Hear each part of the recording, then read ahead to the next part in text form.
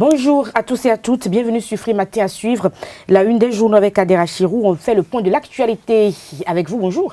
Bonjour à vous, la Dion, chers amis internautes. Bonjour à la une de l'actualité politique nationale ce matin. On peut retenir quelques commentaires et analyses au sujet de la session ordinaire des chefs d'État de la Communauté économique des États de l'Afrique de l'Ouest, CEDEAO.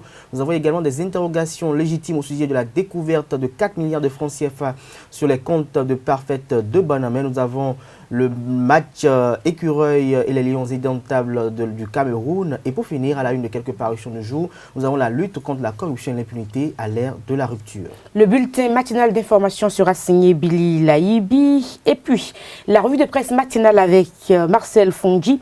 Coupe d'Afrique des Nations CAN Égypte 2019, nous en parlons dans les sports. Les derniers tickets qualificatifs pour les huitièmes de finale seront attribués ce mardi, nous dira le reporter sportif. Après les résultats enregistrés, les Écureuils du Bénin peuvent se contenter d'un match nul contre les Lions indomptables du Cameroun pour accéder au second tour. L'horoscope du jour à suivre également sur Free Matin. Le débat, Carles Ketome, bonjour. Bonjour. Nous parlerons donc des Béninois de la diaspora. Quel devrait être leur rôle dans le développement de notre très cher et beau pays, le Bénin, à suivre sur Free Matin. Bienvenue.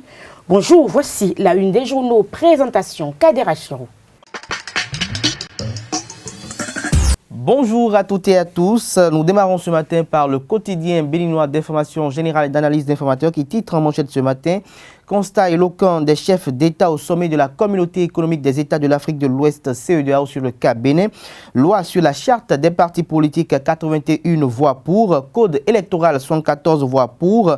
Donc rien à signaler. Des détails à la page 3 de la parution du jour du Canard à travers le communiqué rendu public à cet effet qui vous est publié par le Canard. Toujours à la une du jour de l'informateur, suite au blocage des comptes de Banamé, les Dabovi optent pour les menaces. Les raisons de ce titre sont à découvrir dans les colonnes de la parution du jour du Canard. Le routier en manchette ce matin: recommandation du sommet de la communauté des États, de la communauté économique des États de l'Afrique de l'Ouest, CEDEAO, pour le Bénin. Traiter les griefs électoraux de façon inclusive, légale et pacifique. Talon en avait déjà donné la preuve par son adresse à la nation. Des détails à la page 3 de la parution du jour du Canard. Le nouvel observateur en manchette ce matin: justice, et si l'ancien président Thomas Bouniaï portait plainte contre le gouvernement, s'interroge le Canard. Des plus de précisions à la page 4 de sa parution du jour. Toujours à la une de le nouvel observateur de ce jour, Coupe d'Afrique des Nations 2019, le mouvant message de soutien de l'Union sociale libérale aux Écureuils, l'Union sociale libérale de Sébastien Javon, vous est proposé dans les colonnes de la parution du jour du Canard. 5 minutes en manchette ce matin: désignation des représentants des travailleurs au Conseil économique et social, la CSTB encore victime de la mafia. Plus de précisions à la page 3 de la parution du jour du quotidien 5 minutes. Matin libre en manchette ce matin avec Patrice Talon et Yahi Boni. Le Canard titre: Bénin, une rencontre Talon-Yahi à Paris, s'interroge le Canard. Des précisions à la page 2 de sa parution du jour. Le Béninois libéré en manchette ce matin: le Bénin classé premier sur la libre circulation des biens et des personnes au niveau de la communauté économique des États de l'Afrique de l'Ouest, CEDEAO. La réforme de Talon ainsi récompensée. Le directeur Charles Saka Boko, directeur général des douanes, l'homme engagé pour la réussite de ces réformes de la rupture. Selon le confrère match Bénin-Cameroun, les chances réelles du Bénin d'être qualifié vous sont proposées dans les colonnes de la parution du jour du quotidien Le Béninois libéré. Fraternité vous propose dans les colonnes de sa parution du jour de ce matin les corriger-types du baccalauréat session de juin 2019. Toujours à la une de Fraternité ce matin: conflit frontalier entre les villages Naogon et Adogbe, des menaces de mort à Covey, le gouvernement appelé au secours. Nous passons au quotidien Le Challenge, 55e sommet de la communauté économique des États de l'Afrique de l'Ouest, CEDEAO. Les chefs d'État reconnaissent que les lois électorales ont été votées de façon massive et inclusive au Bénin. Le matinal en manchette ce matin: conférence de haut niveau initiée par l'ACA Cotonou, un rendez-vous des gros investisseurs. Des détails à la page 2 de sa parution du jour. Le quotidien de service public La Nation, pour mettre un terme à la une des journaux de ce jour, maintien de la notation B+ de Standard & Poor's. Le Bénin confirme sa marche vers la stabilité financière. Plus de précisions à la page 3 de sa parution du jour. Et Assemblée nationale, trêve de polémique sur la légitimité de la 8e législature. À la suite de la une des journaux, je vous invite à suivre Billy Laibi dans son bulletin matinal d'information sur Free Matin.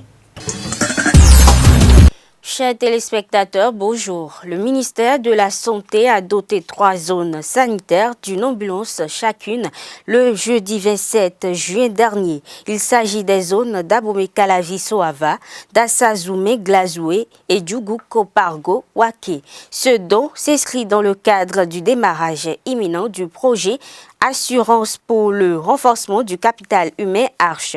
Ainsi, ces zones sanitaires n'ont plus de soucis à se faire en ce qui concerne le transport des cas urgents. Enrôlés sur la base des témoignages lors du recensement administratif à vocation d'identification de la population RAVIP, les citoyens sans acte de naissance peuvent dès ce mardi 2 juillet 2019 entrer en possession de ce précieux document. Jean Arolou, le président du comité technique de pilotage du projet RAVIP, l'a annoncé ce dimanche 30 juillet 2019. Les actes produits sont estimés à 2 500 000 et attendent d'être délivrés. Il a affirmé que l'objectif de cette opération vise à mettre fin aux tracasseries inhérentes à la destruction, l'altération, à la disparition ou à l'inexistence de souches d'actes de naissance auxquelles sont confrontées les populations. L'opération durera 2 semaines et prendra fin le 17 juin prochain. Pour rappel, elle concerne uniquement ceux dont les souches ont des problèmes ou qui n'ont pas de souches mais ont participé à l'opération de RAVIP. Il leur suffira de se rendre dans n'importe quel bureau d'arrondissement muni d'un récépissé RAVIP et de la copie simple de leur acte de naissance. Reçu sur l'émission L'invité de ZAE-TV par Nadège Diwan, Laurent Somaï, membre fondateur du parti politique Union Progressiste, s'est prononcé sur l'engagement de la jeunesse en politique. Il en a profité pour inviter les jeunes à éviter l'oisiveté, mère de tout vice, et à mettre leur travail avant la politique. Pour plus de précisions, je vous invite à le suivre. Il faut que nous jeunes, nous ayons à l'esprit que la première des choses que nous devrions faire pour nous-mêmes d'abord et pour notre nation, c'est le travail. Le travail est sans repos. Le travail est sans repos. Et donc, du coup, aujourd'hui, et je pense qu'avec les réformes, tout le monde se met véritablement au travail. Parce que lorsque vous ne vous mettez pas au travail, vous allez sentir vous-même. Et donc, moi, je demanderais à ma génération de se mettre au travail véritablement, et quelle qu'en soit la profession. Quelle qu'en soit la profession, l'essentiel est que vous vous engagez dans quelque chose. Le tout ne suffit pas, j'ai tel diplôme et donc c'est par conséquent c'est ce travail-là que je dois faire. Non, du tout pas. Il faut s'engager dans un travail. Même aller vendre à ton part, c'est du travail. On peut se créer son propre emploi à la maison. Avec les réformes aujourd'hui sur les numériques et autres, on peut se créer son propre travail chez soi. Et donc, du coup, et par rapport à ma génération, je nous convie d'abord au travail et après maintenant à la politique. Parce que lorsque vous mettez la politique devant et qui devient votre emploi, le chômage est tout le temps à côté de soi. Et c'est ce que nous constatons au niveau donc de certains aînés qui se permettent aujourd'hui, à la date d'aujourd'hui, d'aller à la télé, de susciter à la violence parce qu'ils n'ont pas d'emploi. Il faut avoir le courage de le dire. Ils ont pris toute leur vie à faire de la politique. Et aujourd'hui, lorsqu'ils ne sont plus dans la corridas, ça leur pose problème. Celui qui a du boulot ne fait pas papato. Monsieur Laurent Somaï, vous avez fait le tour de notre pays. Est-ce que vous avez l'impression d'avoir eu affaire, toutes les fois que vous avez sillonné le pays, à des jeunes qui sont engagés, à des jeunes qui savent exactement où ils vont? Ou est-ce que vous avez l'impression quand même que la jeunesse béninoise surfe encore sur du rêve? Non. À la date d'aujourd'hui, en tout cas moi, mon entourage immédiat, je dis moi, à mon entourage immédiat, les jeunes avec qui moi je travaille, que ce soit dans la politique, que ce soit dans la vie associative ou que ce soit sur le plan professionnel, c'est des jeunes véritablement engagés à travailler. Cela ne veut pas dire que nous n'avons pas des jeunes qui ont des soucis du travail. Le souci du travail, ce n'est pas qu'ils ne veulent pas travailler, mais c'est parce qu'il n'y a pas d'emploi. La question de l'emploi, on allait y revenir. C'est parce qu'il n'y a pas d'emploi. Personne d'autre ne viendra dire le contraire. Et je pense que le chef de l'État et tout son gouvernement y travaillent. Pour que j'ai lu quelque chose donc, de Kakoma Union ce matin, qui nous parle donc des démarches que le gouvernement mène actuellement pour que véritablement nous puissions avoir d'emploi dans le pays. Et puisque sans emploi, on aura tout le temps des problèmes. Lorsqu'un jeune a d'emploi, moi je pense, excusez-moi, ce qui s'est passé le 1er et le 2 mai, moi je ne vois pas ce Béninois qui puisse aller chez moi pour dire « Laurent, viens te mettre dans les rues ». Même le président de la République actuelle ne peut pas me mettre dans les rues. Je le défie. Il ne peut pas me mettre dans les rues pour dire « parce qu'il y a telle chose, mettez-vous dans les rues pour marcher ». Je ne le ferai pas, parce que moi j'ai d'emploi. Donc c'est le jeune qui n'a pas d'emploi, qui n'a pas d'ambition. L'oisiveté. Absolument. Qui se permet donc de se mettre dans les rues et par malchance, il peut tomber dans le coup. Ce sera tout pour ce bulletin d'information. Merci de l'avoir suivi. Marcel Fondji nous fait donc le point des quotidiens parus sur l'ensemble du territoire national ce jour. Voici la revue de presse nationale. Amis de la revue de presse, bonjour. On démarre le tour d'actualité par cette 55e session ordinaire des chefs d'État de la CEDEAO qui a eu lieu samedi dernier au Nigeria. Lors des échanges, plusieurs recommandations ont été véritablement faites à l'endroit du Bénin. Le quotidien Le Routier nous apprend ce matin que le collectif des présidents de cette institution a conseillé au Bénin de traiter les griefs électoraux de façon inclusive, légale et pacifique. Le quotidien précise également que le président de la République, Patrice Talon, en avait déjà posé les jalons lors de ses récentes sorties médiatiques. L'informateur de son côté indique que le collectif des chefs d'État présents à ce sommet ont fait des constats très éloquents sur le cas du Bénin. À travers le communiqué d'Abuja publié dans ses colonnes, le journal École précise, rappelle que la loi sur la charte des partis politiques et le code électoral ont été votés par une majorité absolue. Par conséquent, contrairement aux rumeurs d'une supposée demande de reprise des élections de l'opposition, la CEDEAO confirme qu'il n'y a donc pas de violation de la loi. Toujours dans ce même cadre, Best Info nous informe que les réformes du président Patrice Talon portent leurs fruits à tous les niveaux. Ce journal affirme qu'en moins de 4 ans seulement de gestion, le gouvernement de Nouveau Départ a accumulé les titres et lauriers au point où le Bénin est cité dans plusieurs domaines comme exemple dans la sous-région. Et pour preuve, le quotidien Le Béninois Libéré vient confirmer que le Bénin est classé premier sur la libre circulation des personnes et des biens au niveau de la CEDEAO. Tant annoncé dans les médias depuis quelques semaines, l'État béninois vient une fois encore joindre l'acte à la parole. Le quotidien Le Matinal nous informe à travers un message de l'Agence nationale pour l'identification des personnes que l'opération de recensement pour la reconstitution des actes de naissance sans souche démarre effectivement aujourd'hui et durera jusqu'au mercredi 17 juillet 2019. Pour ce fait, toute personne concernée devra se rendre dans n'importe quel bureau d'arrondissement muni de son récépissé RAVIP et d'une copie simple de son acte de naissance. Dans le secteur de l'éducation, Fraternité nous apprend que les courriers types du baccalauréat 2019 sont déjà disponibles. Ce journal précise qu'après les épreuves écrites, la phase de correction a démarré dans les centres retenus à cet effet sur toute l'étendue du territoire national. À cette phase suivra l'étape stressante de la délibération et de proclamation des résultats.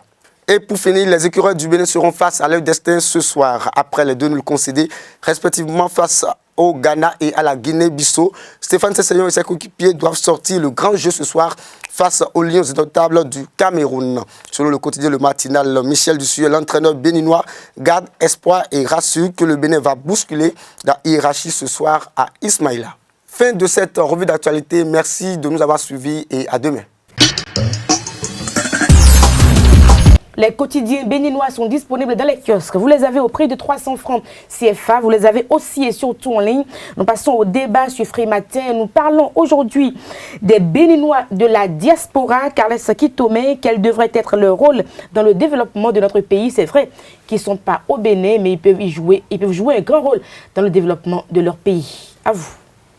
Oui, les Béninois de la diaspora, c'est ces Béninois qui se sont retrouvés en dehors du territoire national et qui, pour la plupart, ont des compétences avérées qu'ils mettent quand même à la disposition de ces nations dans lesquelles ils vivent. Et donc, c'est des gens qui sont peut-être un peu en avance sur ceux qui sont au pays en matière de technologie parce qu'ils sont à proximité des découvertes, à proximité des applications des différentes découvertes. Et c'est des gens qui sont quand même habitués à un rythme de vie qui n'est pas forcément ce qu'il y a ici, qui ont vu des choses qui sont vraiment différentes de ce qui se voit ici et qui ont forcément une expérience qu'ils peuvent partager avec les Béninois qui sont restés au pays.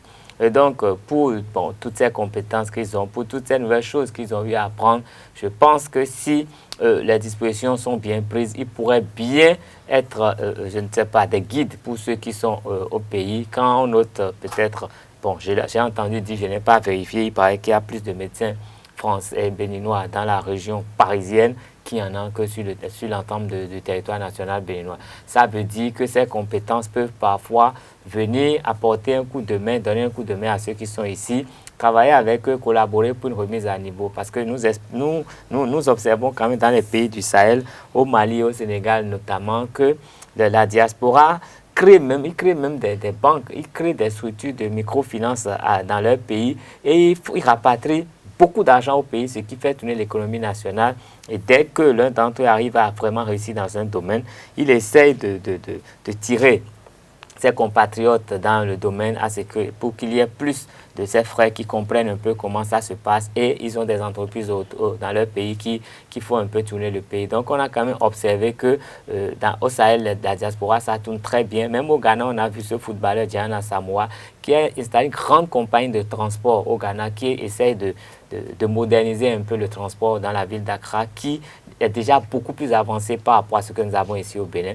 Ce qui veut dire que si la politique intérieure est bien faite, si le pont est établi correctement entre ces deux pôles, ça pourrait beaucoup apporter. Nous savons que le président Patrice Talon avait essayé au début de son mandat en 2017, il avait ramené tous les Béninois qui siégeaient dans des conseils communaux en France. Ils ont fait des séances ici et bon, seulement qu'à ce jour, moi, je n'ai pas suivi, je ne peux pas savoir exactement ce qu'il en est sorti et ce que ça a pu apporter au Bénin. Mais je crois que de belles initiatives sont à renouveler de façon à pouvoir profiter un peu de ce que nos compatriotes auraient appris en dehors de nos frontières. Alors, Kadera Chirou, c'est vrai qu'ils sont hors de nos frontières, ils sont vite manipulés par des images, des personnes qui s'alarment également au pays, qui ont l'intention évidemment de les manipuler et parfois ça craint dans le rang des Béninois de la diaspora. D'abord, au niveau de cette appellation Béninois de la diaspora, il y a une confusion parce qu'il y en a qui parfois quittent le pays pour des inquiétudes qui ne sont pas du tout liées à des affaires qu'ils devaient mener peut-être à l'étranger, mais parce qu'ils craigneraient qu'ils pourraient être pris par la police républicaine dans une affaire qui aura une coloration politique. Et donc, eux aussi se réclament de la diaspora. Il y en a d'autres qui sont dans la diaspora, qui vivent en Europe depuis des années, qui sont totalement déconnectés des réelles réalités du pays et qui, à travers une page Facebook ou une page web, se mettent à commenter l'actualité tout en ne prenant pas en compte les réelles aspirations actuelles du moment, mais en prenant parti pour soit le parti au pouvoir ou carrément les acteurs de l'opposition. Aujourd'hui, ce qu'il est nécessaire et très important, c'est que ces Béninois de la diaspora, qui pour la plupart sont très nantis, il y en a des Béninois qui vivent qui fréquentent les milieux de la haute bourgeoisie en Europe, et qui sont là-bas, qui ne pensent véritablement pas au développement du pays, qui ne pensent pas à leurs frères qu'ils ont laissés au pays. Et c'est d'ailleurs dans cette dynamique que nous avons constaté depuis quelques jours qu'il y a des Béninois qui viennent au Bénin pour quand même essayer un tant soit peu d'impulser une certaine dynamique au PAG du programme d'action du président Patrice Talon. Il y en a qui viennent et la nouvelle philosophie aujourd'hui, c'est de montrer aux Béninois de la diaspora qu'on n'a pas besoin d'un poste ministériel, on n'a pas besoin d'un poste au niveau du consul, au niveau des ambassades, avant d'aider le Bénin. On peut aider le Bénin à travers le social, on peut aider le Bénin à travers la promotion de l'excellence. Et d'ailleurs, même à ce juste titre, il y a un Béninois de la diaspora qui, depuis quelques jours, a rencontré la ministre de l'Enseignement supérieur en offrant des bourses aux étudiants, aux meilleurs bacheliers, par exemple, du baccalauréat, un séjour sur Paris, tout frais compris. Je crois que c'est ce genre d'initiatives qui doivent être promues, c'est ce genre d'initiatives qui doivent être prises par des Béninois de la diaspora qui sont là-bas et qui pensent qu'à un moment donné, il faut amener les jeunes vers là où ils sont pour découvrir comment ça se passe, pour démystifier certaines choses. En dehors de cela, comme l'a évoqué mon vis-à-vis par rapport aux compétences qui sommeillent en Europe, le président Patrice Talon a été assez clair par rapport à cela. Il faut qu'on enterre la béninoiserie. La béninoiserie, c'est ce mythe où on estime qu'on ne peut pas rentrer au pays pour faire du bonheur parce que tout de suite, on va te coller une affaire politique, tout de suite, on va commencer par fouiner derrière toi pour voir quelles sont les activités que tu fais, est-ce qu'elles sont légales, est-ce qu'elles ont droit de citer, d'où est-ce que tu as trouvé l'argent pour venir peut-être avoir une fondation, une organisation non gouvernementale pour œuvrer dans le social, est-ce que tu ne dérangerais pas des actions politiques? Et donc, il y a ce mythe qui est entretenu autour de certaines choses qui font que la plupart des Béninois qui vivent en dehors du pays, quand ils rentrent, ils aiment être en toute discrétion, ils n'aiment pas du tout s'afficher, et même quand ils veulent effectuer des actions, parfois, ils l'effectuent par personne interposée de peur de se voir, je dirais, recevoir des coups politiques parce que, n'oublions pas que les acteurs politiques, il y en a qui, avec leurs petits moyens, parce que généralement, quand quelqu'un est de la diaspora et qu'il est un homme d'affaires, on ne peut pas le comparer à un acteur politique. Et donc, l'acteur politique ne veut pas du tout que quelqu'un vienne lui raviver la vedette au niveau de son électorat à travers des actions sociales. Et donc, il y a cette guerre. Et le président Patrice Talon a été assez clair par rapport à cela.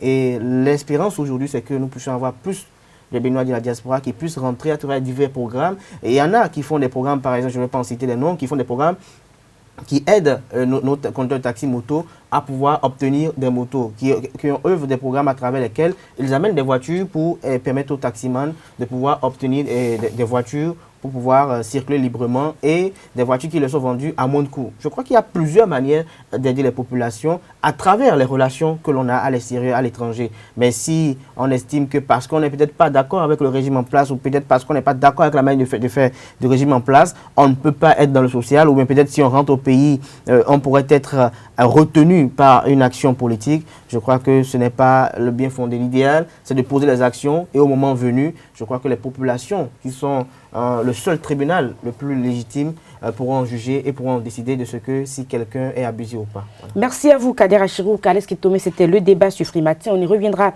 certainement demain. On parlera encore de ces Béninois qui vivent hors du territoire national, mais qui peuvent effectivement impacter donc, le développement de notre pays, de leur pays. On y reviendra. Les sports dans un instant avec Larios Adjagbenon. Je vous l'annonçais, on parlera de la CAN Égypte 2019.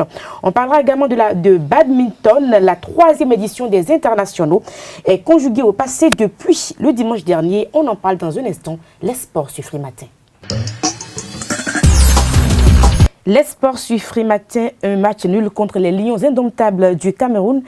Et le Bénin accédera au second tour. Bonjour à vous. Oui, bonjour Nadège. Il faut dire que le froid qui s'est abattu sur les supporters des Écureuils depuis le samedi dernier et ce match nul face au Lycaon de la Guinée-Bissau, ce froid est en train de trouver une solution où déjà à 50%, on a déjà trouvé des solutions pour cela. Et pour cause, l'espoir renaît. Oui, l'espoir renaît tout doux. Et il faut le préciser que cet espoir renaît parce que hier, lors des derniers matchs dans les groupes C et D, je vais dire les Lions de l'Atlas, oui, les Lions de l'Atlas du Maroc ont fait le job, ainsi que les Sénégalais, les Lions de la Teranga. Et les Lions ont battu par 3-0 le Kenya, l'un des 3 ou des 4 meilleurs, 4e actuellement, et 3-0, mettant les Harambee Stars dans une situation très défavorable. Et le Bénin peut ainsi se contenter juste d'un match nul face aux ogres du groupe F. Et je veux parler des Lions indomptables du Cameroun cet après-midi du côté du stade d'Ismaïlia pour valider leur ticket pour les 8e de finale de la première édition de la Coupe d'Afrique des Nations à 24 nations. Et il faut le dire, Stéphane Sesseyon, Michael Poté, Cécile Dalmenda, Sebio Soukou et Steve Mounier ainsi que tous les autres ambassadeurs du Bénin à cette grande messe du football africain restent confiants avant cette rencontre. Et l'impossible ou la victoire qu'on ne voyait pas peut toutefois arriver parce que le ballon est rond pour toutes les équipes. Et rapidement, les équipes qui sont déjà qualifiés pour les huitièmes finales ou qui sont d'ores et déjà sûrs de jouer les huitièmes de finale sont au nombre de 10. Et dans le groupe A, nous avons l'Égypte, l'Ouganda et la République démocratique du Congo qui est revenue de très loin grâce à sa large victoire face au Zimbabwe le dimanche dernier, 4-0 et termine meilleur troisième dans le groupe A. Et dans le groupe B, nous avons Madagascar, Nigeria et la Guinée-Conakry. La Guinée-Conakry qui est meilleur troisième dans ce groupe avec 4 points au compteur. Et dans le groupe C, nous avons l'Algérie et le Sénégal. Les deux favoris du groupe ont composté leur billet pour le second tour. Enfin, dans le groupe D, nous avons le Maroc et la Côte d'Ivoire qui sont sûrs de jouer ces huitièmes de finale. Par contre, dans ces deux derniers groupes, nous avons le Kenya qui a 3 points moins 4 et qui est en situation difficile, comme je l'ai dit tout à l'heure, et l'Afrique du Sud dans le groupe D qui est du troisième avec 3 points moins 1 également est en ballottage un peu défavorable en entendant les matchs de cet après-midi et du soir. Et cet après-midi, comme je le disais, nous aurons Bénin-Cameroun au stade d'Ismaïlia à partir de 17h et au même moment, il y a le Ghana et la Guinée-Bissau qui vont s'affronter dans le groupe F. Et à 20h, nous aurons la Mauritanie qui, pour sa première participation à une phase finale de la Coupe d'Afrique des Nations, a déjà réalisé un match nul le samedi dernier face à l'Angola, 0 but partout. Le Mali, la Mauritanie aura fort à faire tout à l'heure ou ce soir face aux Aigles de Carthage de la Tunisie. Et l'Angola et le Mali vont s'opposer également dans ce groupe E. Et pour finir complètement avec cette actualité, nous allons suivre quelques supporters après la défaite ou le match nul considéré comme une contre-performance face au Lycaon de la Guinée-Bissau le samedi dernier. Des supporters qui sont devenus tout simplement pessimistes et ne croient plus à la qualification, la première du Bénin pour le second tour. Troisième match contre le Cameroun, on ne compte pas trop sur le match. L'équipe camerounaise n'est pas une petite équipe, c'est une équipe tellement expérimentée. C'est d'abord l'équipe détentrice du trophée, vous le savez bien. Donc le Cameroun aussi ne va pas se laisser battre facilement. D'autant plus qu'on a été incapable de battre la Guinée. Je pense il est vrai, c'est le football, mais il n'y a pas grand espoir. On reviendra à la maison. On reviendra à la maison. Ce n'est pas une prière, mais c'est un constat. Après tout, ça reste le football. On peut peut-être espérer quelque chose, mais pas grand-chose. Parce que ce match, ce n'est pas du 50-50. La Côte et le Cameroun, c'est une très grande équipe. Une équipe très expérimentée par rapport à nous. Notre équipe petit poussé dans la CAN, on n'espère pas beaucoup de choses. Visiblement, on voit déjà l'élimination en face.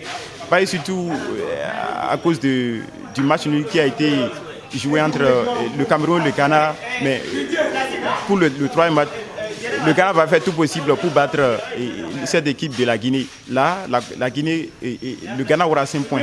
À ce moment-là, le Cameroun cherchera forcément à battre le Bénin. Et même en cas de match contre le Bénin est éliminé et c'est le Ghana et le Cameroun qui seront qualifiés. Sincèrement, on est très déçus. Mais sinon que il a dans Cameroun, tu vois, mais donc il a nous dit puisque le ballon a changé ouais. Puisque le ballon pour temps ouais, alors que maintenant on attend mais les là sont alors que nous on perdre donc nous finissons attendre à ouais nous finissons mais si nous finissons mais les n'a gagné ballon qui côté mais ouais mais là on a dire mais qu'à compter de équipe tu là dit et qu'on a des micros.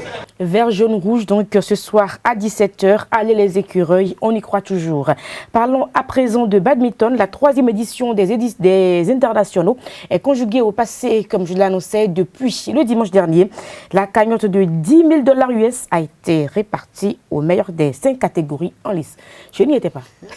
Oui, il fallait participer à la compétition. Oui, bien sûr. Oui, terminer parmi les meilleurs pour avoir, même si c'est quelques dollars dans votre portefeuille. Et il faut dire que les meilleurs sans nul doute ces joueurs venus ou ces badistes venus des continents américains et asiatiques.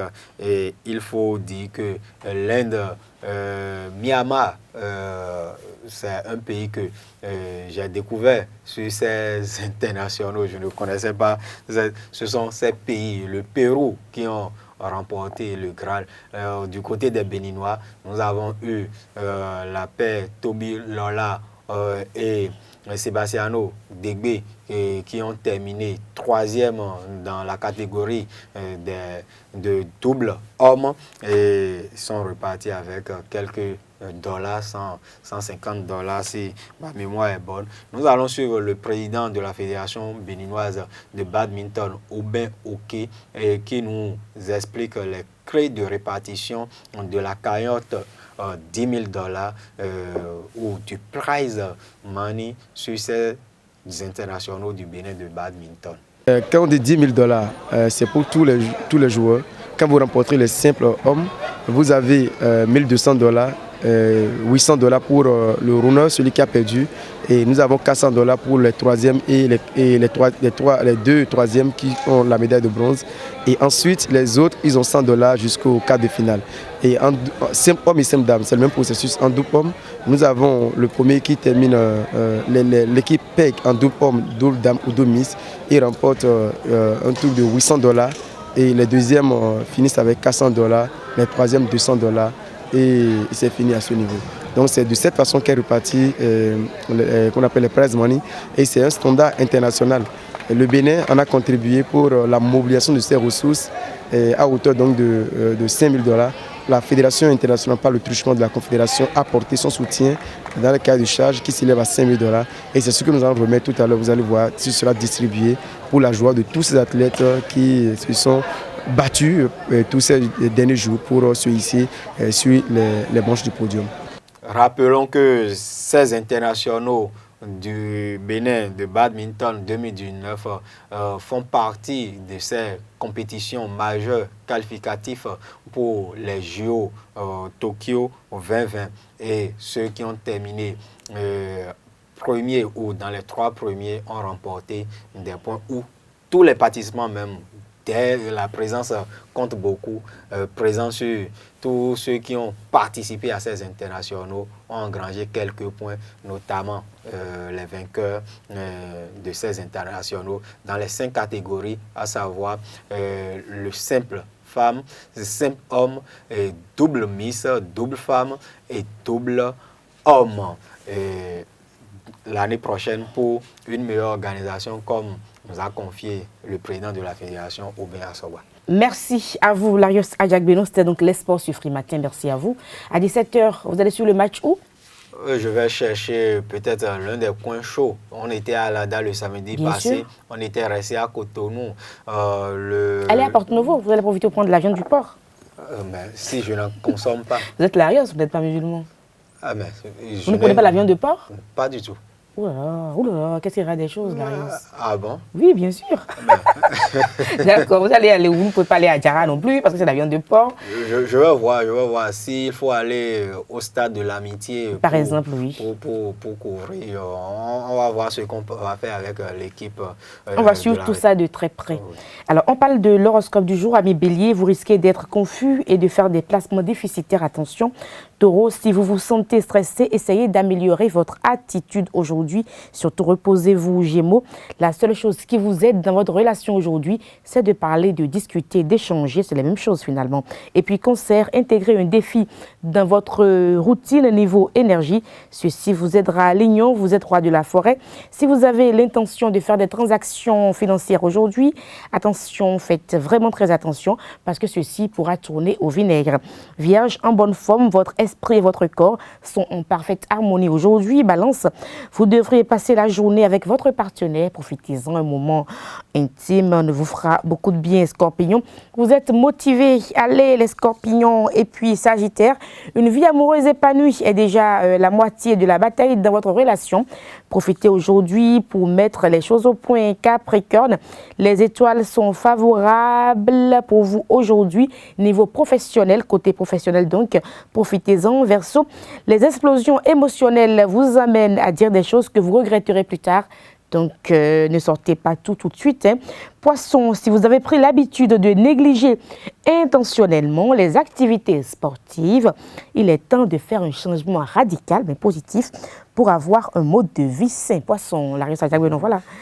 Comment un poisson peut négliger les activités sportives vu que, ça pourrait le rattraper. Oui, vu que le poisson vit dans l'eau 365 jours sur 365. Donc, la natation fait partie et des disciplines sportives. Et c'est un sport complet d'ailleurs, il paraît. Très prisé ou très recommandé par les médecins. Merci à vous, Larry Santiago. Ici, nous bouclons Free Matin de ce jour.